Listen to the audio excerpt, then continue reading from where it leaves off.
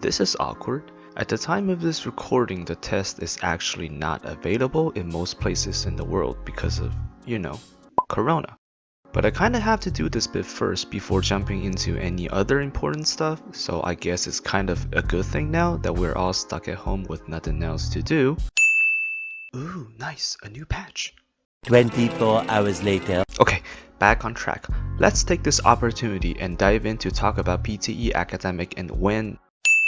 Ooh, a new skill in 4 years. 1 week later. I mean, the last new skill was released back in 2016, so I kinda have to ride along the hype train. The game is still going strong after nearly 2 decades since the initial release.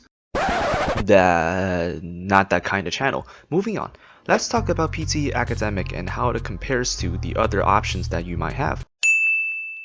Ooh, YouTube notifications. Billions and billions. Nope, I'm good.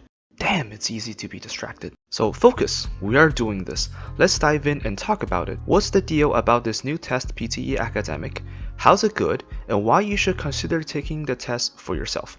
By now you should have already known that PTE Academic is a test for non-native English speakers to show that they can reach the required level of proficiency, mostly for studying or immigration purposes. Now, I personally don't have much experience with TOEFL, and PTE is a lot more comparable to Ielts to begin with, so we'll leave TOEFL out of the conversation. Even though these two tests are often talked about together, they are quite different in some regards. Let's start with the similarities. They're both English tests. They both test students' abilities for speaking, writing, listening, and reading, and that's pretty much it. Ooh, yes, they cost about the same, which in my humble opinion is way too much. Now, let's talk about the differences, and it's precisely because of these differences that PTE truly shines. First things first, it's fast, like really fast. The official estimate for how long one has to wait after finishing the test to receive the score is about 5 working days, but many test takers, myself included, got the score back on the second day. Comparing to the weeks you have to wait through with Ielts, a day or two is a huge improvement. Also, if the target score isn't achieved, getting results back sooner means one can sign up for future tests sooner. I don't really recommend doing this too often though, unless you're loaded and money isn't an issue. For the second difference, I would like to address a common misconception, that is PTE Academic being easier than Ielts, and it's a lot more straightforward to get a higher score. I'm not saying there's no truth to it. After all, many students have switched over to PTE after struggling with Ielts and soon get their desired results. But this is not true for everyone because there are cases here or there that students might actually do better with Ielts. So how come? One thing I would like to point out before going into depth about the differences is the fact that this myth has given many students a false sense of confidence that they don't need to work hard to score a point or two higher by switching over. That's simply not the case because if it were, I won't have a job.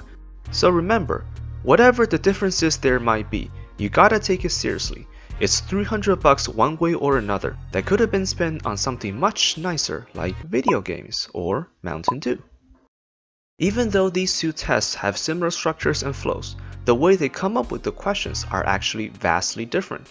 Say for Ielts, in the reading and listening sections, you get 3 or 4 passages and answer about 40 questions each, while for PTE on the other hand has a passage for each single question. This fact alone actually scared off many people who struggle to skim through text quickly, but there are ways to get around it. More on this in another video. Expanding on the last point, PTE generally allows less time per question. Take the essay for example. PTE and Ielts essays have very similar requirements in terms of word count. For Ielts, you are advised to spend around 40 minutes on that one prompt, but for PTE, guess what? You have to finish it in half the time. Oh, just as a bonus, it is possible for you to end up writing 2 essays per sitting. Just imagine the fun of that. Sure, you can argue that for PTE, you will be typing it out, and for Ielts, it's traditionally done on paper, but it does have the digital option. Personally, I'll pick typing over writing any day of the week, being the spoiled millennial that I am, But coming up with 300 words that sound smart in 20 minutes while brainstorming and trying not to have typos without autocorrect can be a bit of a challenge. So yes, depending on how you look at it, PTE is not necessarily easier than Ielts. It takes some time to get used to the different question types and how to approach them, so in a sense it can even be considered the other way around. So where is the merit in the half-truth, half-false myth? The key difference lies in the scoring. Regardless of how different the tests themselves actually are, if a student has equal understanding, equal preparation, and equal execution for both, PTE generally gives a higher equivalent score. Considering the fact that PTE is graded by a computer algorithm with no human involvement after the initial setup, in order for the algorithm to more accurately determine students' performances, the test is made of 20 different question types. Each question type is designed to serve very specific purposes, and that gives us the opportunity to strategize for each and every one of them. There's really no other test like PTE Academic. The depth of strategy you can employ for the test is much more significant than any other options, and this is precisely why many students, after enough practice, can score higher than if they were to take Ielts instead. So that's that. There are other less impactful differences, some of which you might consider more important than I do, like the fact that you talk into a machine instead of converse with an examiner.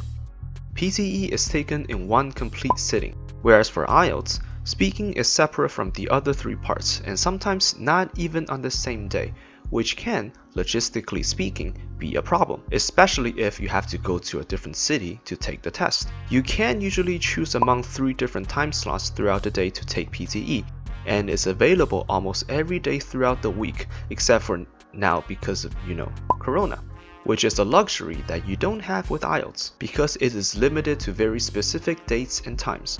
Let's see, what else is there? Oh yes, back to scoring. The 4 sections affect each other, which is definitely not the case for Ielts or TOEFL. Out of the 20 different question types, 11 of them actually affect 2 of the scores instead of just 1. This is something that will be discussed at length in the crash course, but for now, all you have to know is that when I say you should, practice speaking to improve your listening, it makes complete sense. That sums up for the differences. Most of them tilt in favor of PTE Academic, but there must be some drawbacks of the test, right? Sadly, yes. The main problem with the test is that since it's really new comparing to the other 2 that have been around since we were still monkeys, it is not accepted everywhere. Even in Australia, for some qualifications that need proof of language proficiency, say youth education, they specifically require the target score to be achieved in Ielts. So, to recap real quickly, the test is often compared with Ielts, but the differences are big enough that in most cases, one is better than the other. With enough practice and understanding, PTE tends to give a more lenient score, which can help circumvent the equivalent but oftentimes more difficult thresholds for Ielts, like an 8 in speaking or writing. The main drawback is the comparatively limited acceptance of the score, but who accepts it is public information readily available to everyone, and the list will certainly expand as time goes by. PTE Academic is not without its problems, but this hydroxychloroquine salesman says it best. If you need to achieve results fast, Take it. if you might fall short of your goal and need to repeat it a few times just to be sure, I really think they should take it, but it's their choice. if you have struggled with TOEFL or IELTS for too long and want something new for a change, Try it. If you'd like. if you're a boy, Take it. if you're a girl, Take it. even if you don't need it, just take it to make me proud because And I say it. What do you have to lose? I'll say it again. What do you have to lose? he sounds like a wise man. Billions and billions and billions and billions and billions and billions and... Nope. Among the 20 question types, 12 of them